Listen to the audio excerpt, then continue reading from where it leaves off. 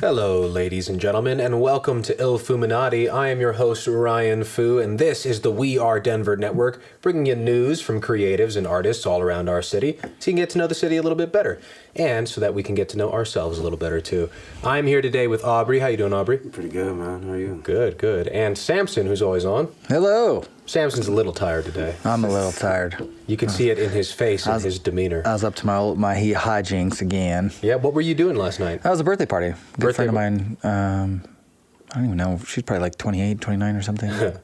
But yeah, like 5 or 6 of my best friends, you know, close, tight circle of people. So we went and stayed up all night. Nice. Had a good time? Yeah. Good. And how about you, Aubrey? What'd you do last night? I was at a baby shower. Nice. So. Oh, right, for amazing. Akira. Yeah. I was there as well. Yeah. That was a beautiful It instance. was very beautiful. She guys should have came. It was very nice. Yeah. Yeah. So. Well, Aubrey's here because he's a creative in our city. He's a photographer, a multimedia creative, and does plenty of other things. I'm interested in talking a little bit about astrology and some of the mystical qualities of our society that have been sort of stretched beyond their normal fabric and perhaps are also used for excuses, I think, for lots of different things. Yeah. So interested to talk about that. But first, tell us, Aubrey, as a creative, who are you and what do you do? I feel like I do everything. Like, I feel like a Renaissance man, almost. But I'm very attracted to visual art, so photography, paint, mixed media, all that stuff. I like to combine the medias that sometimes. So really, that's just like my go-to, bringing what I feel and then making it visual, basically. So that's usually the process I usually go about. Right, so how you do that doesn't matter. It's just... It's just getting it out is the most important part to me, you know? So whatever facet that emotion requires at the time, it may be like, you know, go build something, you know, go take something down, you know? But it's just important for me to get it out. Yeah, you know? well, what's the last thing you expressed? So for whatever reason, like the last 4 or 5 months, I've been really obsessed with the color, like blue, like really deep shades of blue. And so I've been getting just like random canvases or random pieces of paper and just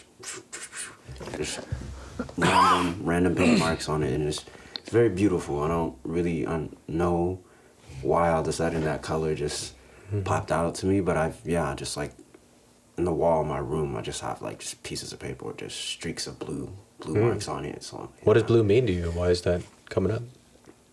I don't know, it's a very deep color, you know, so I think it's like a very I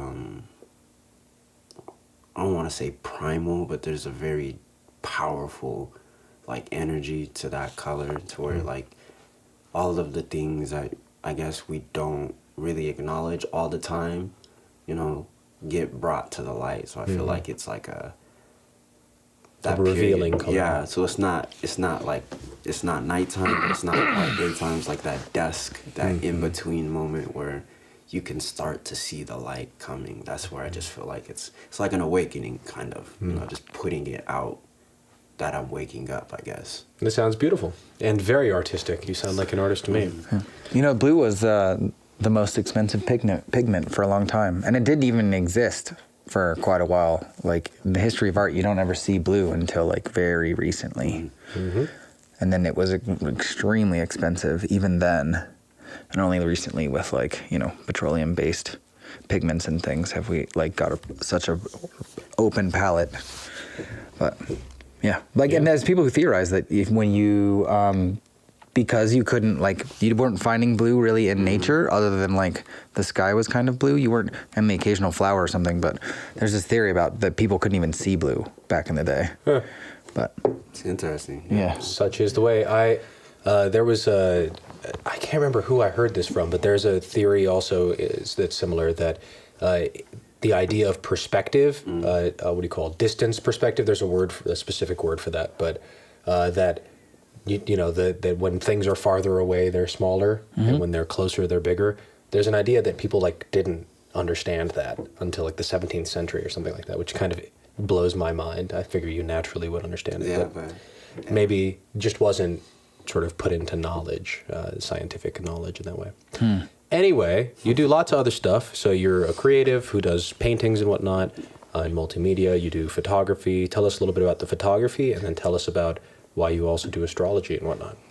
The photography aspect, again, very big on visuals. So I see things in my head, and I'm like, okay, how can I capture this? Photography for me is like taking imagination and then like capturing the real thing. Because in my head, when I'll be thinking of stuff like, oh man, this like a white dragon over a mountain type stuff, like, and then in my head, I challenge myself like, where can I find that reality? Basically, right? Interesting. And what I found is that I always tend to find it somewhere, maybe not how I would have thought, but it'll come up Like somehow. the feeling you were searching for, you can find you could use somewhere else. It's like a metal detector starts beeping when I get closer. Yeah. And so with the photography aspect, I think I really like to capture essence, rather than just the physical.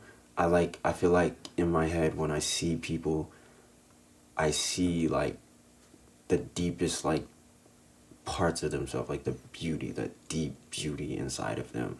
And I just feel like, let me share that with the world. I want you to see what I see. Yeah. Basically. I think it's important to show people how you see the world. You get that perspective and everything, especially when what you're seeing is so beautiful, even if a person may not see what you see, and if all you see is like gold and diamonds and just beauty in them, it's like You can give them a new perspective with photography. That's a gift. Yeah. Give it back. Yeah. Like, this is what I see in you. Yeah, well, I think visual art is really unique in that way, that it like literally gives somebody else a new perspective. It's a totally different way of looking at it. Film, I guess, too. But anything with the eyes. So anyway, that's super interesting. So how does being an artist and a creative and somebody that lives in that world translate to your spiritual life and your interest in astrology? Astrology for me, I got into it kind of, I don't want to say by accident, but it just kind of like, it was like a language that I just immediately understood, so it was a tool for me to better understand the world through my art, basically, right? And so I would start associating colors with energies, with elements, with eventually would become signs and everything. So when I ask people like what's your sign, basically it's not coming from a place of judgment or critique. It's a place of like, for me it's understanding. So for you, you're Aries, right? So for me, it's understanding how that fire expresses itself, basically how you go about expressing yourself, right? I like to understand so that way I can interact, we can co-create together, basically, right? That's what I like. I like to learn about what makes people them, basically. How do they move? Like, what are you here to do? Basically, that, for me, whatever reason, is extremely important. So You think the astrology helps sort of give a metaphorical context to it's a tool. I don't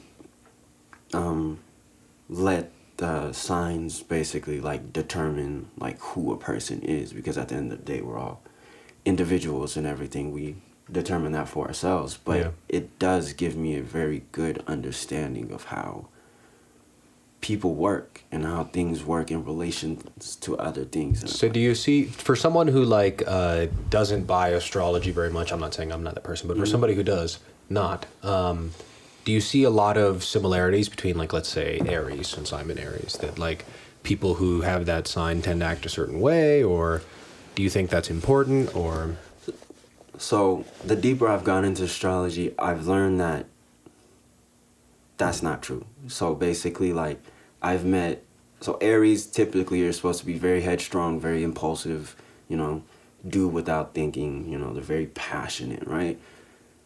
The deeper I've gone into it, the more I've realized, like, that's not true. it's not that basic. Yeah, You can't say anyone who's an Aries is this way. Yeah, I've met extremely shy Aries, like, totally just, like, awkward and everything. So it's just kind of like, that part gets really interesting, because then it makes you think, like, okay, let's go deeper. It forces you to go deeper, right? Once you don't fit the stereotype of what your sign is supposed to be, then it becomes interesting. Then it becomes, I want to get to know you more. It forces you to get to know you more because you can't just judge someone based off of this one thing, basically. You know what I mean? Yeah, totally. Yeah, so it's like I feel like astrology makes you dive deeper into yourself. Yeah. Basically, because it forces you to go deeper than what I guess you've been comfortable with living at. On the surface, it makes you get out of yourself to see someone from another perspective you may not have been willing to see before. Well, it sounds like there's a thread of things that you consider from your art to your astrology, which is that it's about perspective and how to look at something internally in an external way, or maybe vice versa. Well, that's awesome. What sign are you two? Let's start with Samson. Samson, what sign are you? I'm a Leo. A Leo. I didn't know that, but I would have guessed actually. Which Yeah, I'm like so corny. I'm heavy duty Leo. I don't know the astrology well enough to say whatever, but like rising house or whatever. Like I've got 3 Leos in my Leo. So you're a Leo. Yeah. I am also an Aries. This sounds, it always, whenever I say stuff like this, I always feel like, well, that's super corny and people are going to hate me. But I have in my chart or whatever, my Mercury is in Aries, and Mercury is supposed to be your communication sign. So that is where like my passion is in talking and in communicating. So it's interesting that's how that aligns. Do you have any idea where they land? What do you mean? In your chart, which like if it's your Venus or your moon or No, I can't remember any of that stuff. It's been a while since I've had an in-depth look at it. Yeah, we'll have someone else come in and look at it. Yeah. Yeah. And you? I'm a Cancer. A Cancer. Water sign, so yeah. I have a lot of Cancer in my chart. What are the archetypes of Cancer? So typically we're very sensitive, right? It's water. We're very empathetic, nurturing, could be very shy, stubborn at times because of the emotional protection thing. Deeply intuitive. Well, most water signs are deeply intuitive. So yeah, just about that. And with astrology too, what I've learned is that there's your sign, and just like anything else, there's an immature version, and then I like to say ascended version. Okay. It sounds more beautiful. Yeah. But yeah, so I think when most people go about, you hear like, oh, I don't like Geminis because I just feel like you don't understand that sign, basically. You haven't tried to understand, basically. Well, it sounds like most other prejudices that exist in this world, right? Yeah, basically. I don't like this kind of person because they're generally this way. Whether it's like, I don't like blonde people or a certain skin type or religion or a political view or an astrological sign. To me, that sounds like just the same thing manifesting in different places. Yeah, basically. And I just feel like it's people unwilling to understand, there's something that they're scared of. Yeah. Maybe. Yeah. They Or don't understand, like yeah. you said. Yeah. So I just like to think that I've seen like ascended versions of signs. Every sign when it's ascended is gorgeous. So what is let's talk for the 3 signs here, what are the immature and ascended versions of those signs? I'm just curious. Okay, so immature for you, Aries, is basically like your little small tyrant. You're the warrior that fights only for himself, basically. It's very ego-based. You're the youngest sign of the zodiac. You're the first one, right? So it's all about me. You don't think about anyone else. So that can be how I think about it, is just like forest fires, basically, just burning just everything down. Rather than the ascended version, you use that passion or that anger to protect the rest, basically. You use it to create like a foundation, pretty much. You use it to maintain order, just like I feel like fire signs get a bad rep because all people think about is, oh, fire burns, fire destroys. But we don't understand that, like, especially with Leos, you're the sun, basically. You give light, your clarity, you give vision, right? That's your source of heat, you cook, basically. I don't think people understand how necessary that is to they just like to focus on fire destroys, basically. So Interesting, yeah. So what about Leo? What's the immature and ascended versions of Leo? Leos, immature, are very, again, about themselves. Very about themselves. You guys are the ego, basically, right? On your immature level. So it's always me. I need to be in the spotlight because it's something's missing. If I don't have all eyes on me, I'm nothing, basically. When in actuality, you're everything. You're the sun, basically. Nothing works without that sun, that energy, right? So the ascended version of that, you understand, like, hey, I understand that my brightness, you've reached a point in yourself, emotionally, mentally, spiritually, that you're just so bright that you shine light onto everything that you speak upon. Wherever you go, it's just light, basically. That's the ascended version. So. And what about for yourself, your sign? Immature Cancers are very can be very manipulative at times because of the emotional protectiveness. We're very centered around our emotions. We don't really think our way through things. We feel our way through things, and so the immature aspect of that can come in like manipulation, stubbornness, extreme sensitivity where there doesn't really need. It's not necessary.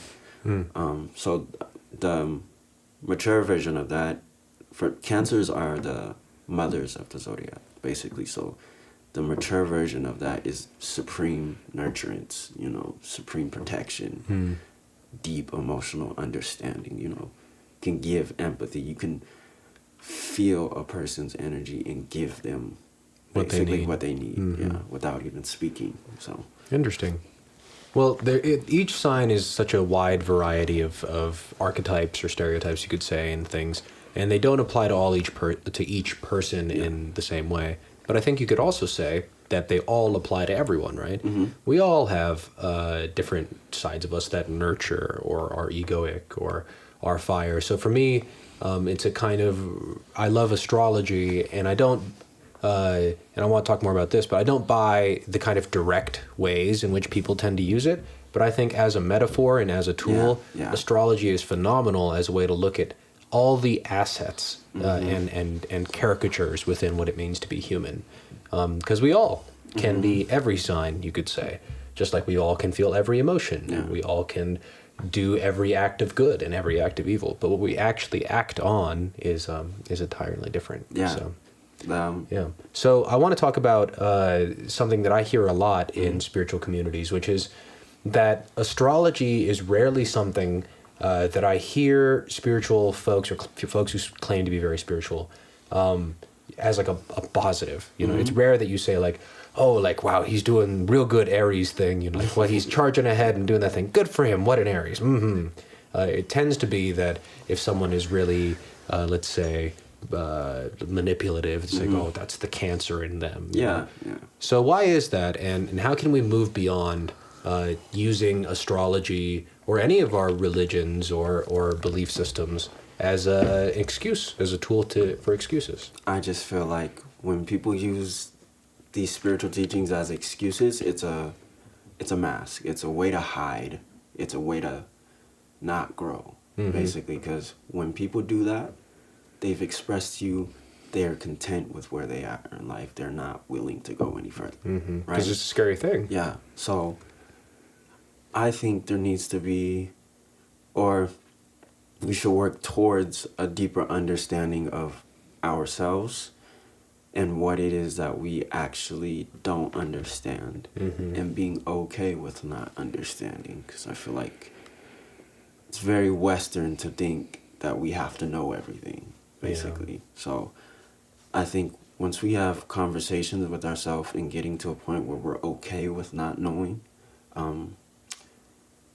with being okay with being the student, I guess, right, that then we can make progress. When you're not saying I know, then you can't learn anything because you know everything, quote unquote. Or the opposite, saying like, I don't know, I'm useless, I don't have the knowledge, instead saying I want to learn. Those are actually saying the same thing, but they just are different perspectives. Back to that theme, on the same picture. So that's, I feel like, is really really important. And then two, I just think people like to. It's a way to make themselves feel better when somebody says, "Oh, that's very Gemini of you." You know, Geminis get the most horrible rap because they're the twins, so there's two of them basically, right? And so they kind of like switch. You know, you don't know who you're talking to sometimes. You know, so they get like the worst rap and everything, but it's still. But that exists within all of us. Yeah, we all have that duality, Yeah. everything, right? And so what you were saying about it could be all the signs is like we literally are all the signs, all the emotions, all the religions, basically, right? In astrological terms, it's just saying that in this lifetime, your soul chose to express itself and understand through this particular sign, right? So. Well, it's interesting. I also think that it's curious that there is a deeper level to astrology. So for people who maybe might have read their astrological thing in a newspaper one time and then like pick up on it, there's a much deeper way to read your chart based on where the stars are essentially when you're born, and where you're born. Talk to us a little bit about that. What does that mean? What does it mean to have a rising and a moon and a Venus and a Mercury, whatever? Yeah, so this is the cool part about astrology and everything. So it's not just your sun sign. It's like literally the rest of the planets. So just to clarify, the sun sign is, so like he's a Leo and I'm an Aries because I'm the a sun Cancer. was in a certain location. Because when you were born, the sun was in that sign. So you were born in August, I'm assuming, right? In March, for you, and I was born in July, right? So the sun was in those particular signs, right? But What does that mean?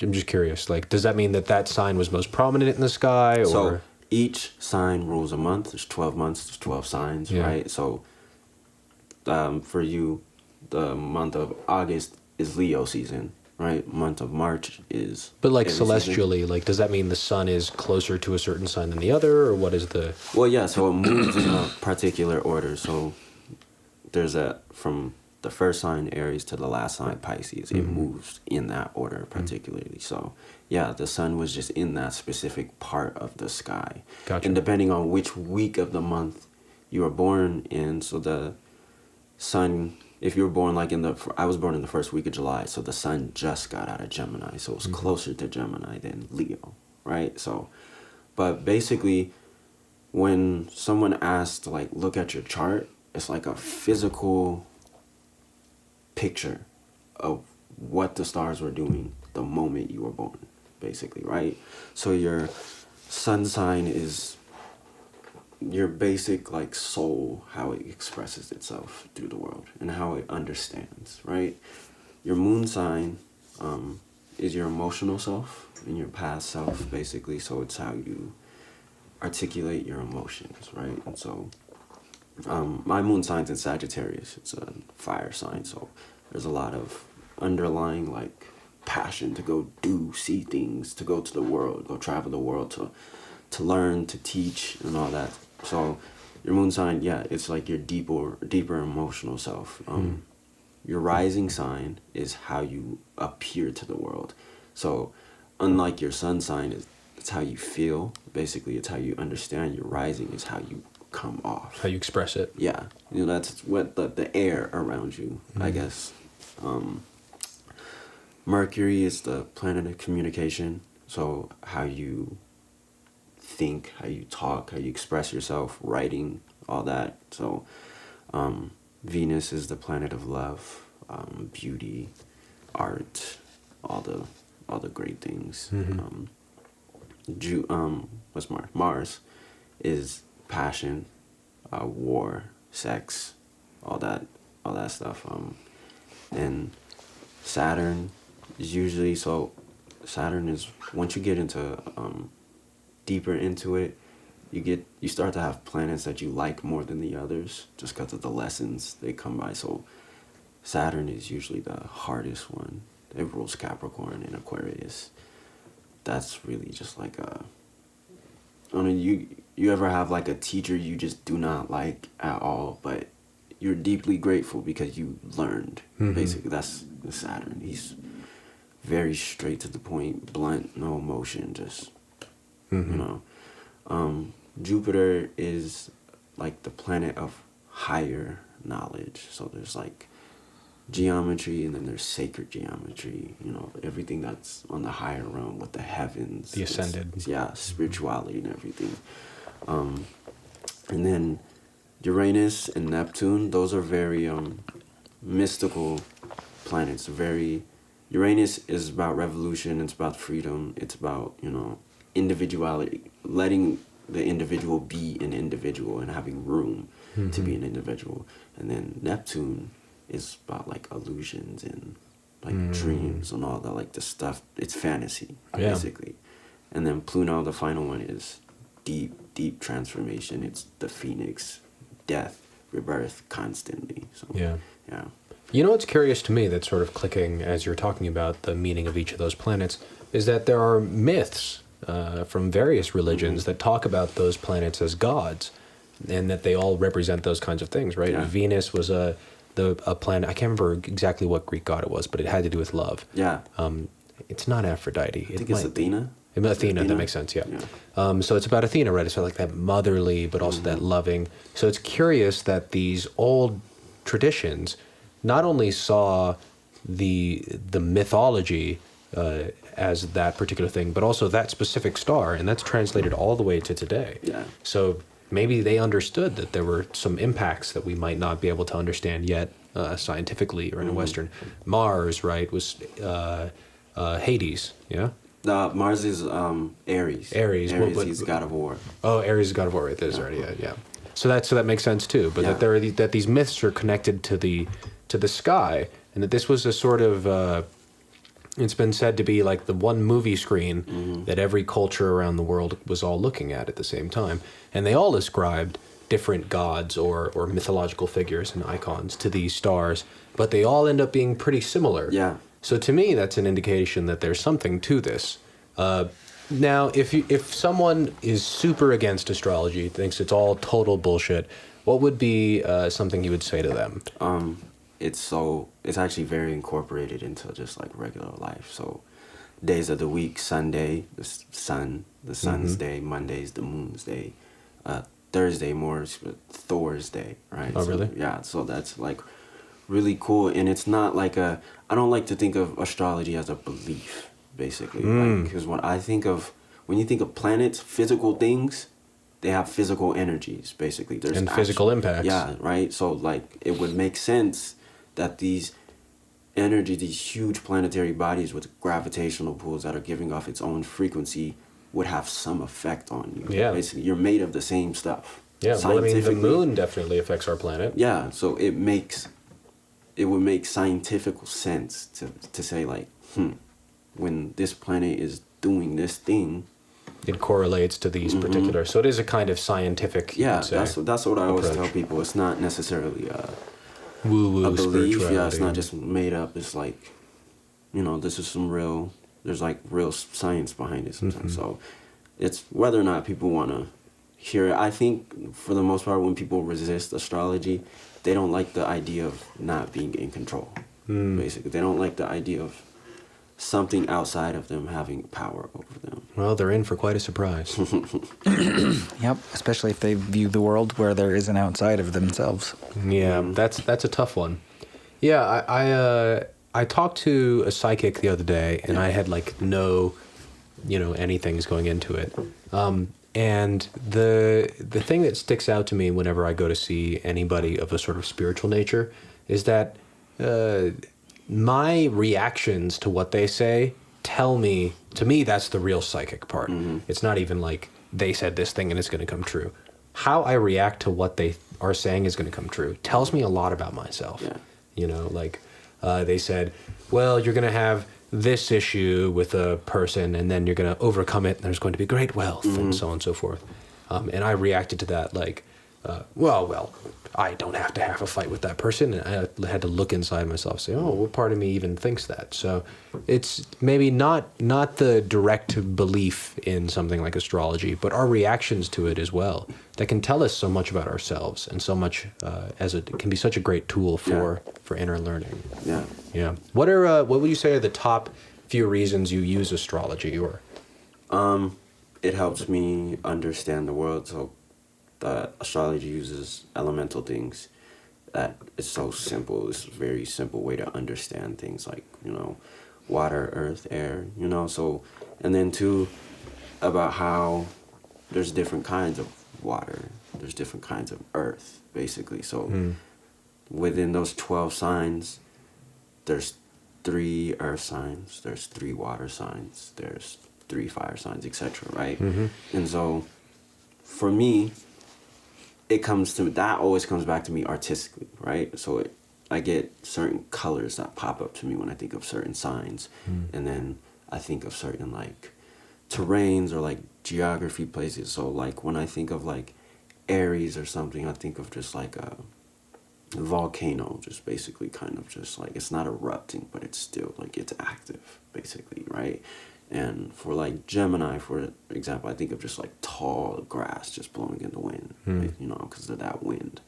So You're definitely an artist. yeah, it's hard to explain because it's like another language, and it makes sense. It makes so much sense to me, right? Because it's not just, I understand how something moves. It's like I can kind of get a sense of how you interact with yourself. Yeah. I can kind of get a sense of how you see, like it's kind of like you giving me your eyes for a little while. That's how astrology is for me. I kind of get to see A perspective. Yeah. Yeah. So yeah, it always, I guess, comes back down to perspective and understanding the world through different eyes. Totally. So Totally. Well, that's what all, I think, beliefs or art forms or stories could be used for. But often we assume they have to be true or they have to be false, and they can't just be a story, which can highlight either of those things. Yeah. How do you feel about all this astrology stuff, Samson?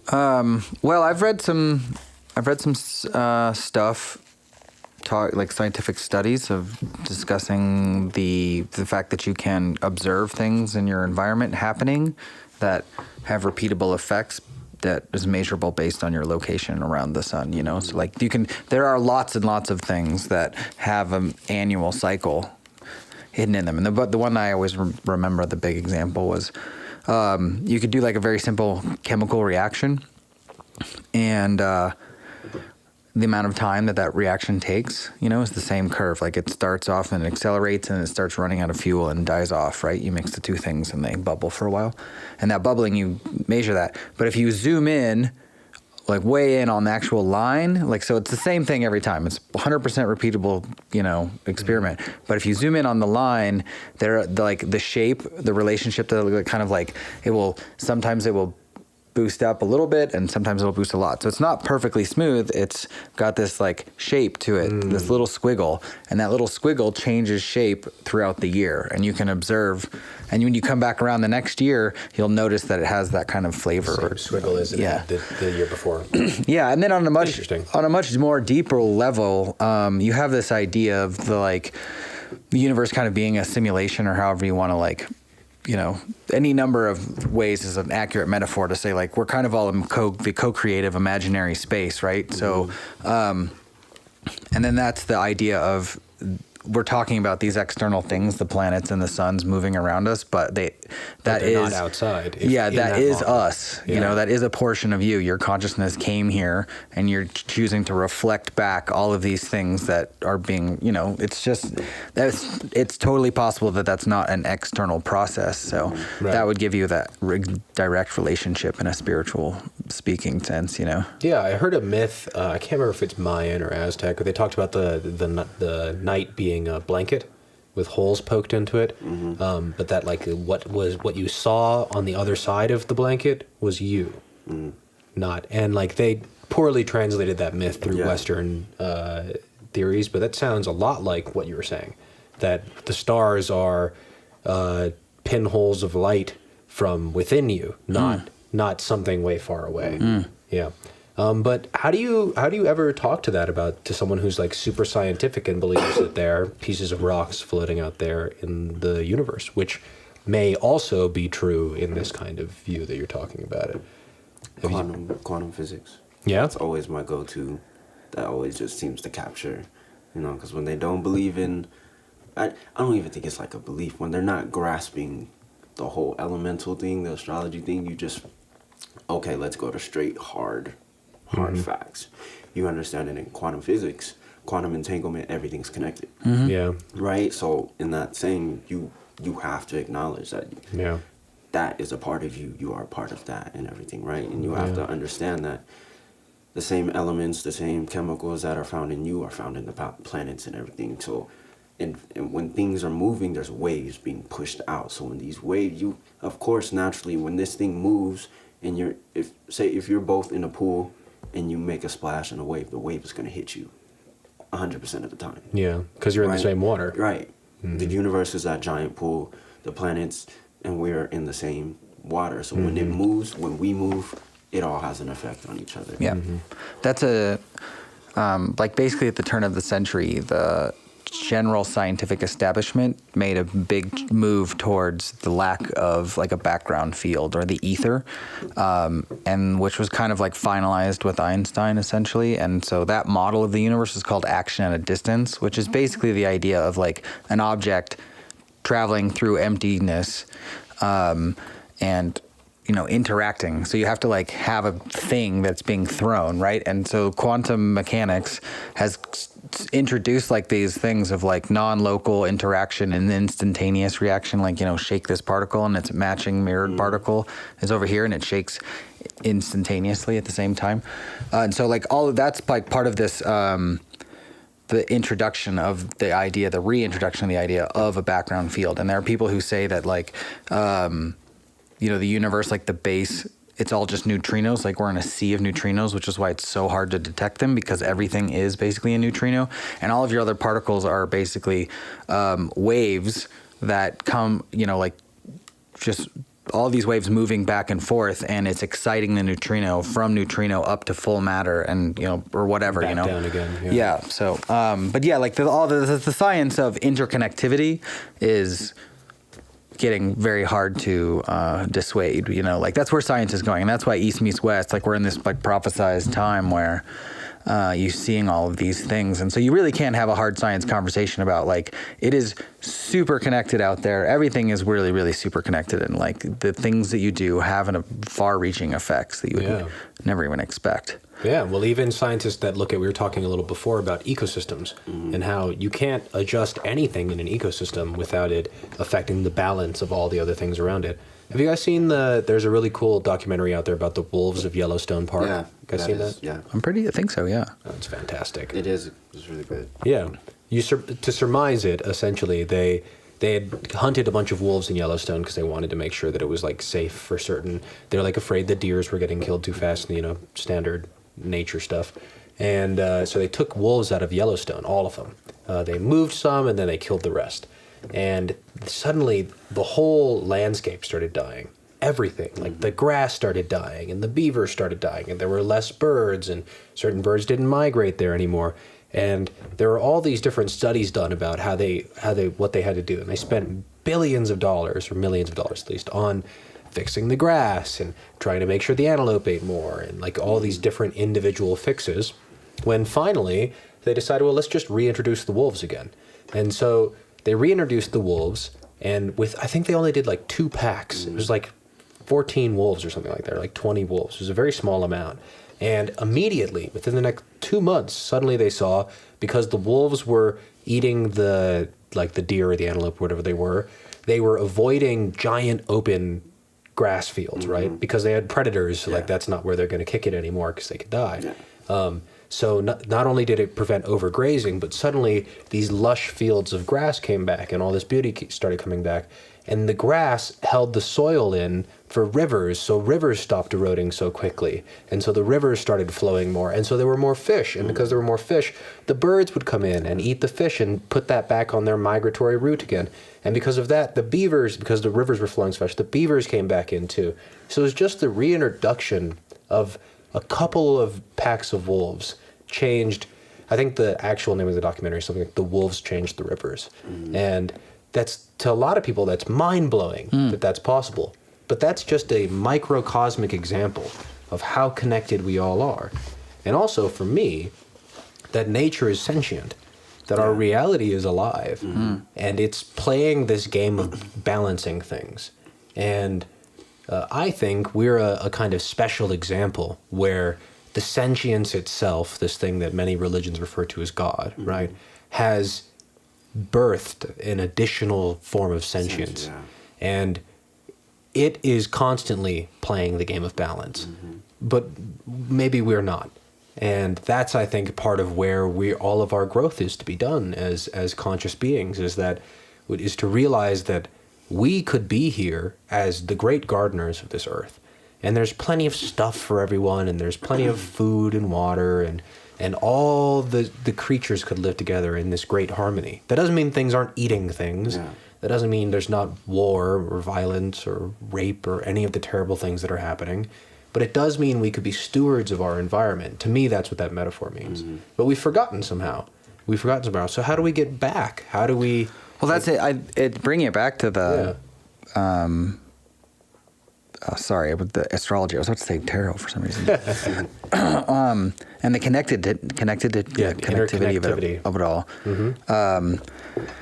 I forget. That's okay. But I think that astrology is a great example of how we could see that we all have our own place, right? We all have our own strengths and weaknesses, and there's a way for us to weave that inner harmony.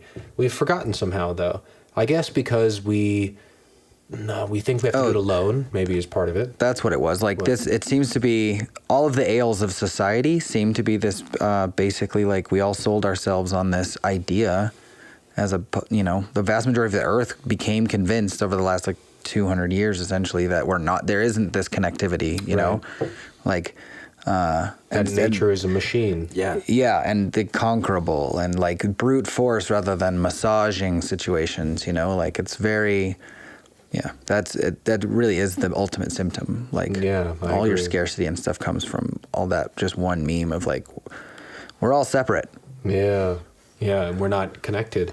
Yeah, and it's a strange thing too, because I remember I didn't believe or experience any of this 3 years ago.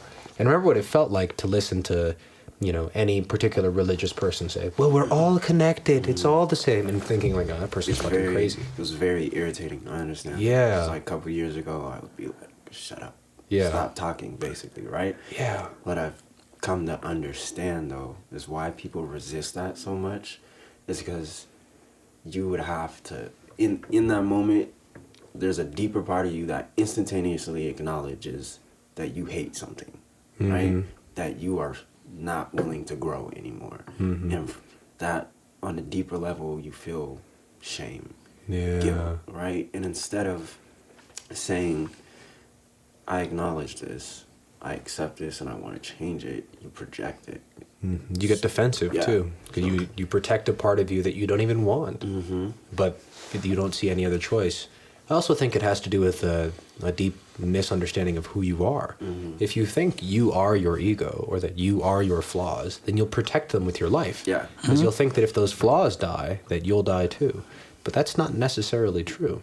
So a sense of self definitely, I think, has a lot to do with it as well. And our sense of self and our identity are constantly bombarded in this world, in this society, with a really unique kind of magic called advertising. Yeah, I just feel like sometimes we, like you were saying, we get so attached to this physical form because it's we forgot, basically, I guess, in a physical sense, because if for consciously speaking, you didn't forget. You still, there's a part of you that still knows who you are, right? But it gets masked over time and with the world, where you're living, it gets masked, it gets dampened, it gets darkened, whatever, right? But there's this longing for identity. Yeah, connection. Yeah, that's literally what it is. But at the same time, the ego tends to sabotage the thing it wants the most. Yeah, right? It's what I think is referred to as the work of the devil, right? That no matter how much you do or any habit you try to kick, there's always this voice that's calling you back. Just come back to where it's comfortable. And astrologically, when you have planets, the planet is basically the energy, right? Or it's the energy, right? And then whatever sign that planet is in is how that energy is functioned. how it's channeled, basically. It's right? manifestation of the energy. Right? And so when you have things called aspects, right? So when you have like, say, my Venus in Cancer is squaring my Jupiter in Sagittarius, right? That square means the energy, when something squares something, that energy is not as strong. It's not open. It doesn't mean it's not existent. It means you have to work a little bit harder, basically, right? So there are things with like placements in our chart that can lead to like self-criticization, self-defeat, and everything. So it's a matter of acknowledging those, our weaknesses, basically, and allowing ourselves to be like, this is where I am, you know, because our ego wants us to think we're great, we're grand all the time. But if you're not, you know, you have to start where you're at. You can't be a mountain when you're still just a little pebble. You can't, there's no instant leap to that. You have to build up to it, basically. And so for me, it helps me be patient. It's given me a sense of patience. Like nothing in this world requires brute force. No, I don't think so. Yeah. I mean, I've just never personally accomplished anything like that. And anytime I step up to something, I'm like, oh, I could do this, and I do it, and I know the right way, and it's this way, and I sort of go into it with a kind of arrogance like that. 100% of the time, I fuck it up. Yeah, because you're rigid. Yeah, so basically, when that wind blew, you broke. Yeah, so. I agree. Well, that's really interesting. I also think you mentioned something about control earlier, and that resonates a lot with me. That as soon as someone brings up that everything's interconnected and the stars had an effect on you, or God, or whatever it was, I think what irritated me when I was younger in my form was that it was a way of telling me that I wasn't in control. When what I see now is I'm very glad I'm not in control. Yeah. A, because I don't know, if I was in control, things would be terrible. And when I think I'm in control, they are. And B, because something much better than what I could ever want or ever persuade within control happens. And then it's better. You know, like, it's so much more refreshing to walk into a beautiful scene in a mountain that you never expected to see, right? Like, you open the door and like, oh my God, the sun and the leaves and the wind, and I wasn't expecting to see this view. It came out of nowhere. It was a surprise. Yeah. Then if you could create that scene for yourself by somehow being God, I don't think it would be as beautiful, right? Because part of its majesty is the mysterious. Not knowing. Is the not knowing. It's a gift to. Life is literally like constantly giving you gifts.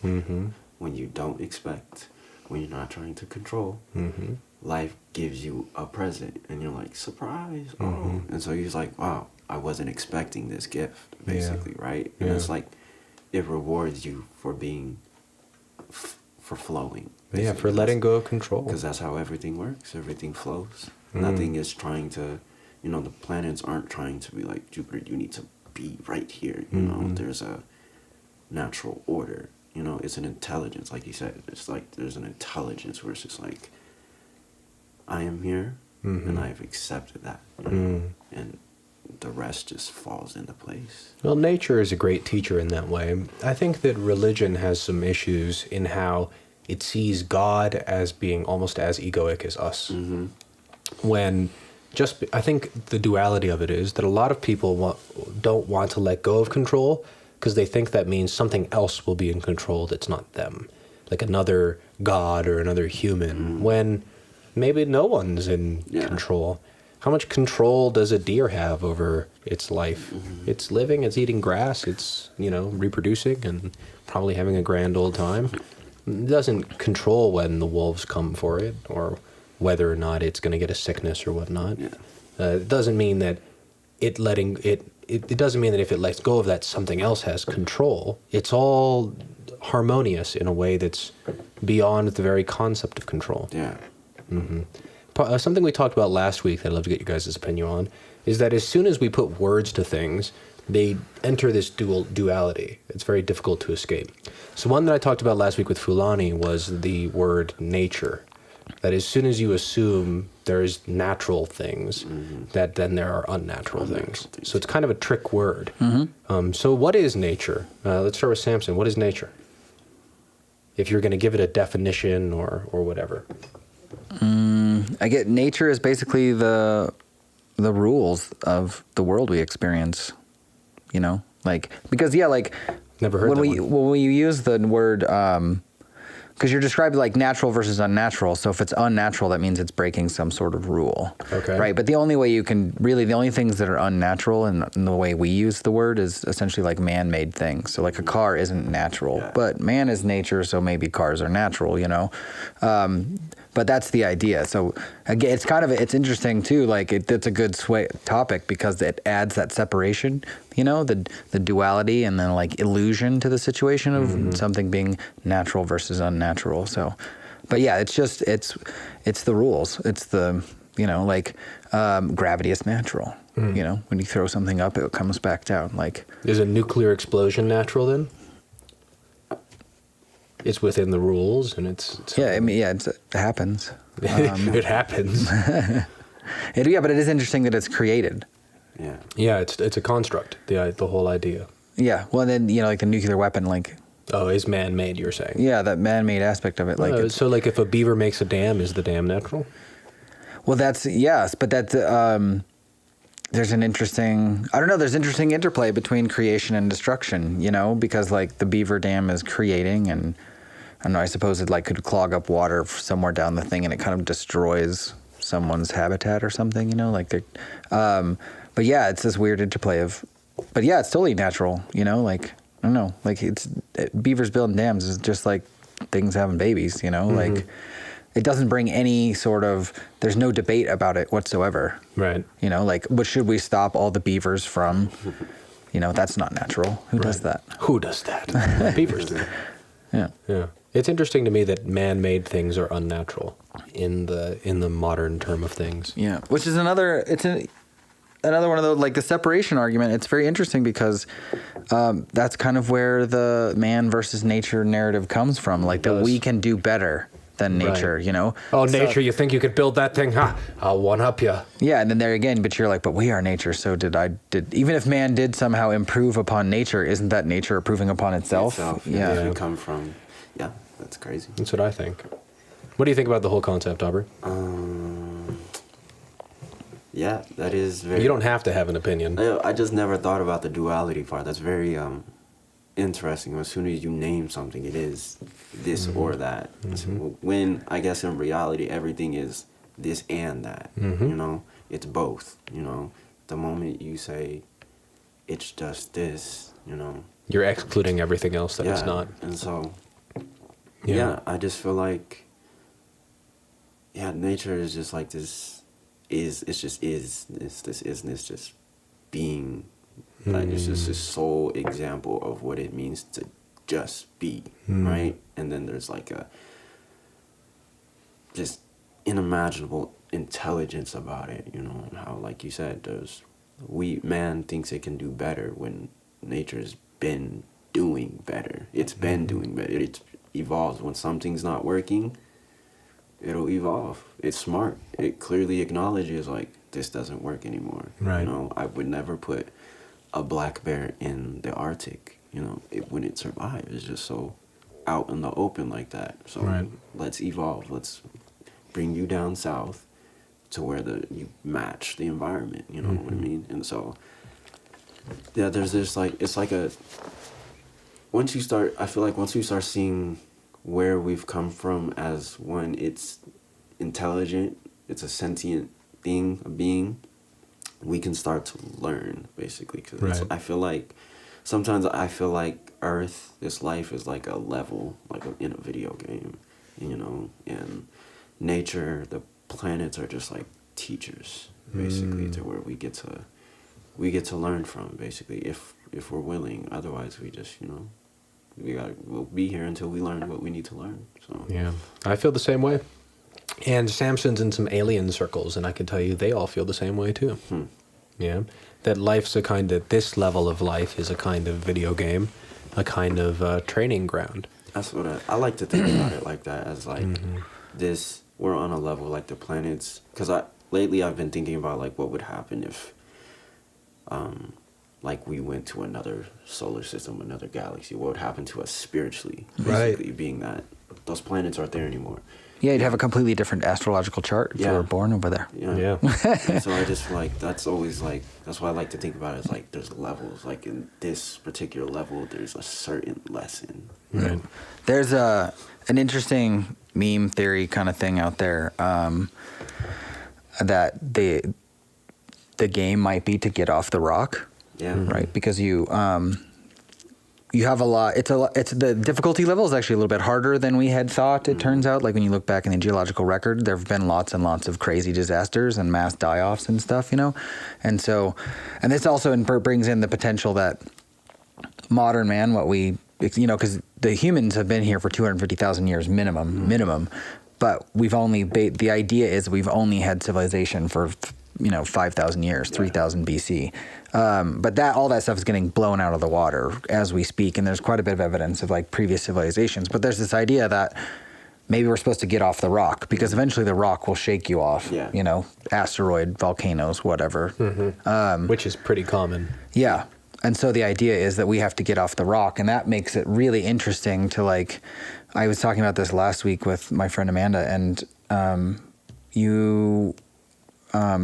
we kind of need, in order to get off the rock, I mean, there's two kinds of getting off the rock. You can use your mind, and graduate past the physical, like phase out and just become your light body and travel the universe as you want. There's that idea.